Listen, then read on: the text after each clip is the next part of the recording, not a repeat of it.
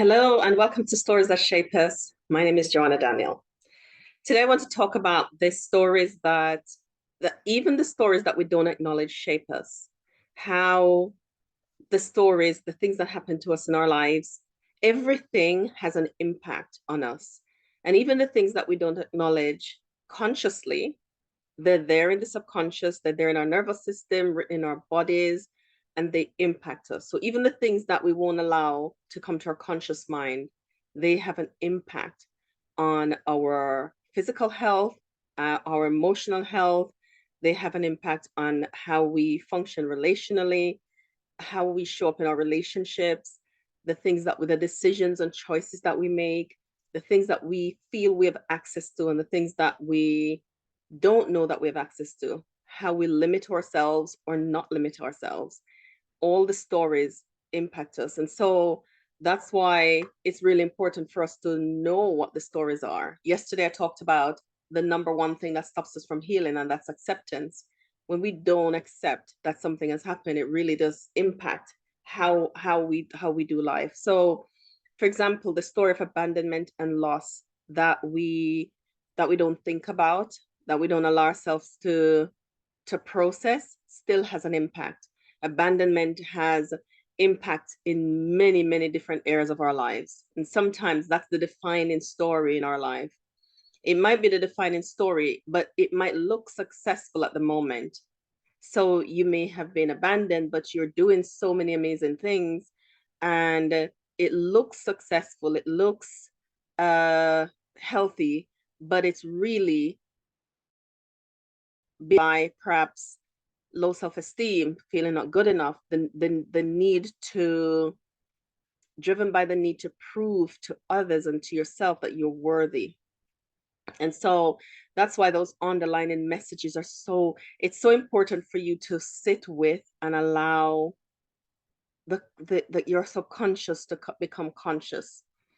Because when we don't allow our subconscious to become conscious, when we don't allow it to come to our conscious mind so we can hear it, and we can get help to be with it so that we can hear what it's saying, we can be with that, and we can allow ourselves to make changes. So even the story, so it's crucial that you know the ways in which the stories that happen in your life impacts you, as opposed to uh pretend it's not happening. So know how the story of being rejected or abandoned impacts you. Know the story of your parents' separation or divorce, or how that impacts you. Know the story of the family that you grew up in, or the home, or the side of the street, or the side of town, or how those stories impact you. Know how those stories impact you. Now, these doesn't have to be always negative stories, right?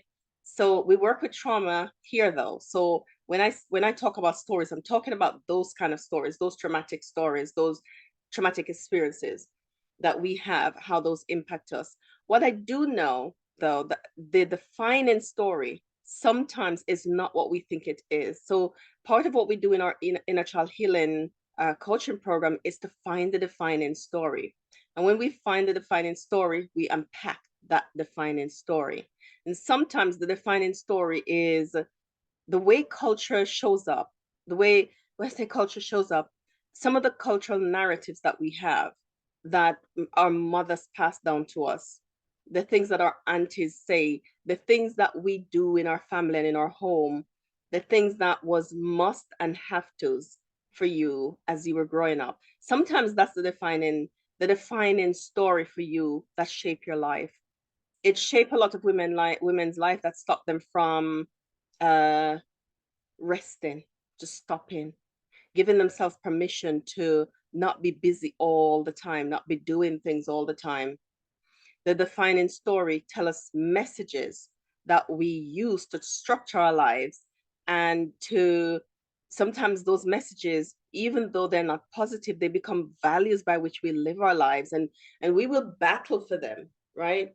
We will do battle for them with anybody who tries to take them away from us, because we don't know how to do life with any other story. So sometimes, while those stories can be positive, as we talk about trauma and understanding those traumatic stories, understanding the defining story and begin to unpack it is really important. And that's why at Wounds to Scars, we create spaces for those kind of work and processes to happen so that you can do it. And I like when we do it in group because we get to hear other people's process. We share, people reflect back to us, and we get to hear ourselves and understand. When we don't allow ourselves to know the defining story, we won't know how it's affecting us and how it's affecting people in our lives, especially our children. We won't know how it's affecting our children. We won't know how it's affecting our relationships because we're not allowing ourselves to allow those stories to come to our conscious mind. So, but as I said, even the stories that we don't allow ourselves to be aware of because we're afraid, or because we so in we're so used to using our coping mechanisms, whether they're unhealthy, they will be unhealthy coping mechanisms that we're not aware of how they impact us. Sometimes we don't because it's hard to face certain things like abandonment. It's hard to face, but it's important, and it's a crucial key.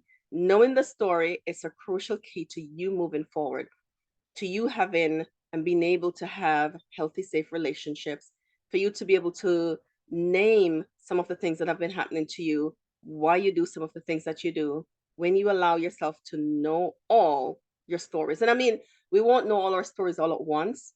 They come in layers. You know, years later, you might hear another one, you might know another one, you might become familiar as you're getting to know yourself, you're getting to know and understand the stories that made you do certain things, and how sometimes some of your values might be grounded on coping strategies that are not healthy because of the story and the experiences that you've had.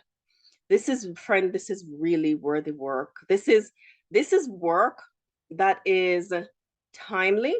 It can't be rushed. It's timely. So it requires patience, but it's patience with yourself and time with yourself so that you can learn, understand, and grow for you, because you are worth knowing and understanding all of the things that have happened to you, and begin to be open to learning how those have impacted you. Thank you for joining me in this episode of Stories That Shape Us. I hope you'll join me on the next story. I also hope that we'll see you at our conference April 8 and 9 in Swansea, South Wales. Come see a man, where we'll be launching our 12-month devotional and having an emotional healing part to that launch on the Sunday. Looking forward to seeing you. You can see details for that below this video. Thank you, and I'll see you then. See you tomorrow. Take care.